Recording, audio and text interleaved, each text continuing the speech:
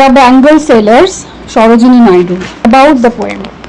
Sarojini Naidu's poem, The Bengal Sailors, was initially included in her poetry collection, The Bird of Time. The Bird of Time হচ্ছে আমরা যেমন বাংলায় কাব্যগ্রন্থ বলি, the bird of time ওরকম একটা কাব্য গ্রন্থ, মানে কালেকশন অফ পোয়েমস। অনেক কবিতা আছে যেটা পাবলিশ হয়েছিল 1912 সালে, তার মধ্যে একটা কবিতা হচ্ছে the Bengal sellers.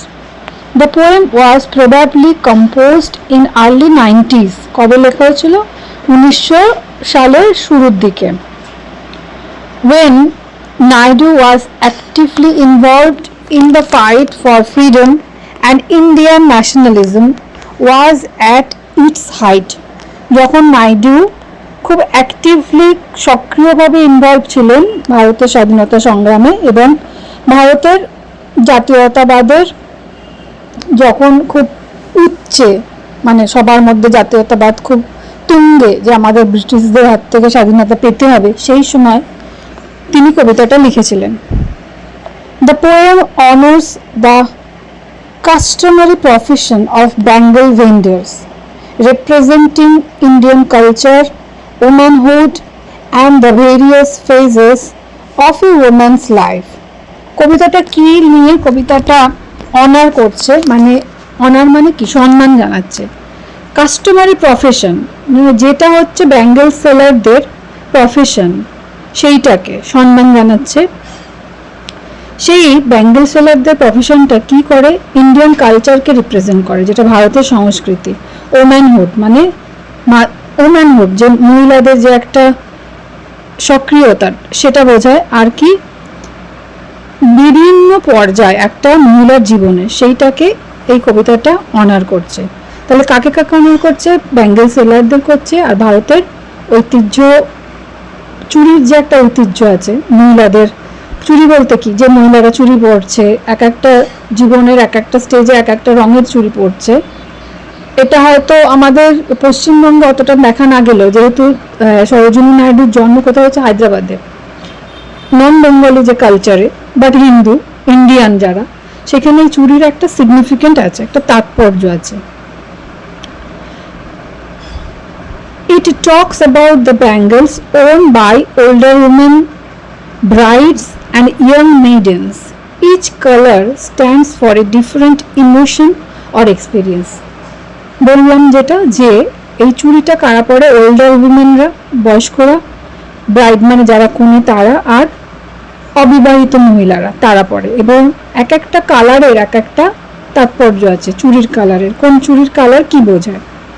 The poem captures India's vibrant traditions and the value of hard work through vivid imagery and poetic language. এই কবিতাটা ক্যাপচার করছে ভারতের একটা কালারফুল ভাইব্রেন্ট ট্র্যাডিশন, ঐতিহ্য, আর কি হার্ডওয়ার্ক, কঠোর পরিশ্রমের যে মূল্যবোধটা, সেটাকে কিভাবে ক্যাপচার করছে? ইমেজারি দিয়ে, যেন একটা ছবি আঁকছে। তিনি ল্যাঙ্গুয়েজ দিয়ে, শব্দ দিয়ে ছবি আঁকছেন, সেইভাবে কবিতাটা বর্ণনা করা হচ্ছে। Naidu's nationalist views are also supported by the poem. আচ্ছা, তার যে জাতীয়তাবাদী দৃষ্টিভঙ্গি, সেটা এই কবিতাটার মধ্যে প্রকাশ পাচ্ছে।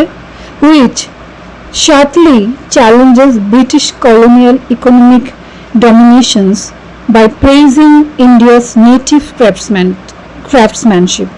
যেটা চ্যালেঞ্জ জানাচ্ছে ব্রিটিশদের কলোনিয়াল মানে ঔপনিবেশিক অর্থনৈতিক ডমিনেশন, মানে কর্তৃত্ব করা। পুরো অর্থনীতিটাকে কর্তৃত্ব করতো কারা? ব্রিটিশরা। যা ইনকাম হতো সমস্তটা চলে যেত কোথায়? ইংল্যান্ডে। বিভিন্ন দিক থেকে ওরা ট্যাক্স নিত। সেই জিনিসটাকে সে কি করছে? চ্যালেঞ্জ জানাচ্ছে। এবং কিভাবে চ্যালেঞ্জ করছে? তিনি প্রশংসা করছেন কাকে? নেটিভ ক্রাফটসম্যানশিপ। এই চুড়িটা তো একটা ক্রাফটসম্যানশিপ, একটা শিল্প। চুড়িটা যেখানে তৈরি হচ্ছে, নেটিভ মানে কি? ইন্ডিয়ান। যে কোনো দেশের সংক্রান্ত যেটা হয় সেটাকে বলা হয় নেটিভ, স্বদেশী। স্বদেশী যে একটা শিল্প আছে, সেটাকে তিনি কি করছেন? প্রেইজ করছেন, প্রশংসা করছেন এই কবিতাটার মধ্যে। আর চ্যালেঞ্জ জানাচ্ছে কে? ব্রিটিশদেরকে। It is still noteworthy piece of work. এটা যথেষ্ট গুরুত্বপূর্ণ একটা নিদর্শন। এবার কবিতাটায় আসছি। আচ্ছা, কবিতাটার রাইম স্কিমটা কি? রাইম স্কিমটা বলে দিচ্ছি, দুটো ছন্দগুলো খেয়াল রাখো তোমরা, তারপর বলছি rhyme scheme. The bangle sellers are we who bear our shining loads to the temple fair. আমরা ব্যাঙ্গেল সেলার, ফার্স্ট পার্সনের লিখছে, দেখো কবি লিখছে কিসে, নিজেকে ব্যাঙ্গেল সেলারের জবানিতে লিখছে।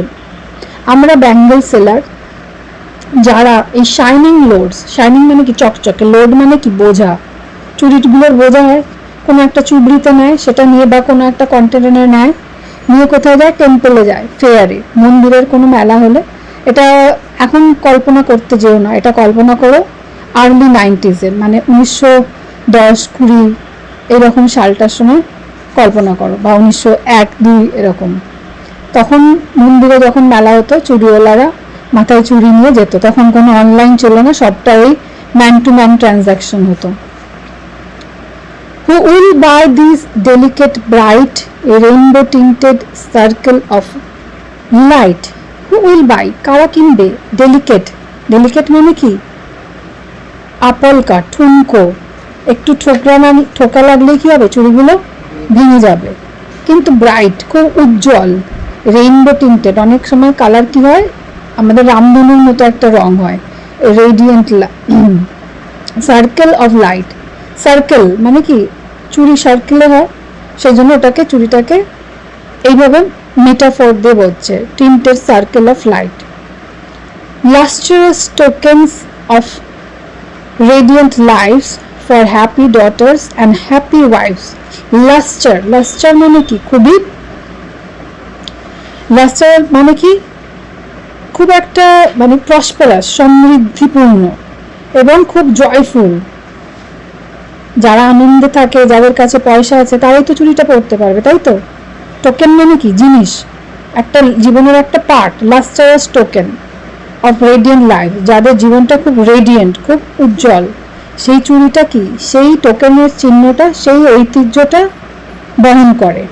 ফর হ্যাপি ডটার, যারা, যে মেয়েরা খুব হ্যাপি থাকে আর যে বউরা খুব হ্যাপি থাকে, সুখী থাকে, তাদের জন্য। তাহলে এই 4টে লাইন বোঝা গেল, এই প্রথম 6টা লাইন। তারপরে আসছে কি, সাম আর মিট ফর মেডেন্স রিস্ট। নেক্সট কি বর্ণনা করছে, নেক্সট বর্ণনা করছে কোন চুড়িটা কাদের জন্য। কিছু হচ্ছে মেইডেন মানে যারা অবিবাহিত মেয়ে, তাদের জন্য। রিস্ট মানে সবাই হাতের কবজিতেই পরে চুড়িটা। কিছু চুড়ি হচ্ছে কুমারী মেয়েদের জন্য। Silver and blue as the mountain mist, সেই চুড়িগুলোর কালার কি থাকে, রূপলি রঙের, এবং নীল, যেটা আমরা পাহাড়ের মিস্ট মানে কুয়াশার যে রঙটা থাকে সেই কালারটা। তাহলে এটা কি বলছে, তাহলে ইয়ং যারা মেইডেন থাকে তাদের ব্যাঙ্গেলগুলোকে বর্ণনা করছে সিলভার কালার দিয়ে। এটার মানে কি, ইনোসেন্স, 3টে কালার, 3টে সিলভার বলতে কি বোঝাচ্ছে, ইনোসেন্স, পিস আর পিওরিটি বোঝাচ্ছে এই কালারটা দিয়ে। Some are flushed like the birds that dream on the tranquil brow of a woodland stream. অন্য চুড়িগুলো কি হচ্ছে, flush like birds that dream মানে কি, কিছু চুড়ি কাদের জন্য হচ্ছে, বার্ডিং ফ্লাওয়ার্স মানে যে ফুলগুলো ফুটছে, ইউথফুল তারুণ্য, বিউটি সৌন্দর্য, এবং অ্যাসপিরেশন যাদের একটা জীবনের প্রতি প্রচুর আকাঙ্ক্ষা আছে, সেই কালারটাকে এখানে ফুটিয়ে তুলছে, যেটা হচ্ছে তোমরা ঝর্ণার জলে দেখতে পাবে, বা পাহাড়ি কোনো নদীর জলের যে একটা উচ্ছলতা। পাহাড়ের জল, ঝর্ণার জল দেখেছো কখনো আস্তে করে যাচ্ছে, ম্লান হয়ে যাচ্ছে, ঝর্ণা মানে কি সবসময় প্রাণোচ্ছল, উচ্ছল। বা চুড়ির রঙগুলো সেগুলোই, কিছু কিছু রঙের চুড়ি সেরকম থাকে। সাম আর aglow with the bloom that cleaves to the limpid glory of newborn leaves. আর কিছু পাতার রং কিরকম থাকে, নিউবর্ন লিভস, কিছু নতুন পাতা যেরকম রং থাকে, কিছু চুড়ির রং থাকে সেই রকম, মানে কিছু একটা লিম্পিড, হালকা গ্লোরি থাকে, তার মধ্যে একটা গৌরব আছে যে নতুন পাতা, সবুজ কচি পাতা বেরোচ্ছে, যে মেয়েরা সবে ইয়াং মেয়েরা, তাদের মধ্যে একটা সম্ভাবনা যে অনেক দূর যাব। তখনকার দিনে সম্ভাবনা বলতে কি, ভালো বিয়ে করব, ভালো সংসার করব। তখনকার দিনে সম্ভাবনা বলতে ম্যাক্সিমাম উমেনহুড মানে এটাই বোঝাতো, একটা আকাঙ্ক্ষায় পরিপূর্ণ যে জীবন তাদের, সেইটা বোঝাচ্ছে। ব্লুমিং ফ্লাওয়ার্সের মতো তাদের মধ্যে সবসময় একটা ইচ্ছা জাগছে বড় হওয়ার, ভালো সংসার করার, ভালো ঘর পাওয়ার, এটাই। কিছু চুরি কালো সেরকম। নেক্সট কি বলছে, some are like field of sunlit corn, কি meet for a bride on her bridal morn. Morn মানে হচ্ছে মর্নিং, কর্ন মানে হচ্ছে শস্য ক্ষেত। কিছু চুরির কালার কি থাকে, ফিল্ড অফ সানলিট কর্ন মানে এই যে শস্য ক্ষেতে সূর্যের আলোটা যখন পড়ছে, সেই যে আলোটা হচ্ছে, সেই কিছু সেই রকম রঙের কিছু চুরি হয়। ব্রাইড যে কনে, ব্রাইডাল মর্নিং বিয়ের দিন সকালে সে যে চুরি পরবে, সেই রকম একটা কালার থাকে। Some like the flame of her marriage fire, কিছু রং কি থাকে, বিয়ে এই যে অগ্নি সাক্ষী হয়ে আগুনের চারপাশে বিয়ে হয়, সেই আগুনের কালার থাকে। Or rich with the hue of her heart's desire, এই চুরিটাকে কিসের সঙ্গে কল্পনা করছে, তো মনের যে একটা ইচ্ছা, রঙিন একদম রঙিন হয়ে যাচ্ছে, রাঙিয়ে দিচ্ছে, সেই রঙের চুড়িটাও মানে রাঙিয়ে উঠছে, রঙিন হয়ে যাচ্ছে। টিঙ্কলিং luminous tender and clear like her bridal laughter and bridal tear. টিঙ্কলিং মানে ছনছন শব্দ হচ্ছে, luminous উচ্ছল, টেন্ডার খুব সূক্ষ্ম এবং খুব উচ্ছল। কোনেরা দেখবে মাঝে মাঝেই হেসে উঠছে, মাঝে মাঝেই উচ্ছল হয়ে যাচ্ছে, ফিসফিসিয়ে কথা বলছে, কিরকম ব্রাইডাল লাফটার, কোনো কোনে যেরকম হাসে সেই রকম। ব্রাইডাল টিয়ার আবার কি, ঘর ছেড়ে যাওয়ার একটা চোখে জলও থাকে, সেই ধরনেরও কিছু চুরির, সেই চুরিটা সেই অর্থটা বহন করছে, মানে এইভাবে মেটাফোর করছে চুরিটাকে ওর সঙ্গে তুলনা করে। সাম আর purple and gold flecked grey, কিছু রং কি হয়, পার্পল হয়, পার্পল কালারের হয়, আর কি গোল্ড ফ্লেক গ্রে মানে কিছু কি একটা ধূসর রঙের হচ্ছে, ঠিক আছে কিছু চুরি। আচ্ছা এই এই রংটা কি এ করছে, ডিগনিটি বোঝাচ্ছে, এক্সপিরিয়েন্স বোঝাচ্ছে। এই চুরিগুলো কাদের জন্য, for she who has journey through life midway, যারা মধ্যবয়সী এসে গেছে তাদের চুরির রংটা এরকম হয়ে যায়। পার্পল চুরি পড়ছে কারা, যারা মধ্যবয়সীরা, বা কিছুটা গ্রে হয়ে যাচ্ছে, রেড গ্রে। এটা কি বোঝাচ্ছে, একটা তো চুরির রং বোঝাচ্ছে, আর একটা সেকেন্ড মিনিংটা কি বোঝাচ্ছে, যারা খুব এক্সপিরিয়েন্স হয়ে গেছে জীবনে, অনেক সংসার করে এসছে, সংসার সম্পর্কে তাদের অনেক আইডিয়া, এই কালারটা বোঝাচ্ছে এটা। whose hands have cherished, whose love has blissed and curdled fair sons on her faithful breast, আর কি সেই সমস্ত মহিলারা যারা চেরিস্ট হয়ে এসছে, মানে কি লালিত পালিত করে এসছে, মানে জীবনে বাচ্চা বড় করে এসছে, লাভ ভালোবাসা যাদের হাত দিয়ে উছলে পড়েছে, কার জন্য, স্বামী সন্তান সংসার সবার জন্য, আর কি যারা বুকে করে যার বাচ্চাদেরকে নিয়ে আছে, মানে এই ধরনের বউরাও আছে, বাচ্চা নিয়ে যারা এসছে তারা চুরি পড়ছে, তাদের চুরির রঙগুলো কিরকম, এই ধরনের রং। and serves her household in fruitful pride and worships the gods at her husband's side, কি ফ্রুটফুল মানে তারা সংসার থেকে সমস্ত নির্যাসটা পেয়ে গেছে, বাড়ির কাজ থেকে যা জীবনে চাওয়া পাওয়া ছিল তারা পেয়েছে, তারা সংসারে সেইভাবে সমস্ত পরিশ্রম দিয়ে আসছেন আমাদের মায়েরা, তারা আমাদের লালন পালন করছে, সংসার করছে, আর কি ওরশিপ করছে, সবসময় কি চাইছে ঈশ্বরের কাছে যে স্বামী যেন আমার ভালো থাকে। কেউ চাইবে না নিশ্চয়ই স্বামীর অমঙ্গল, সবাই প্রার্থনা করবে কি স্বামী যেন আমার ভালো থাকে।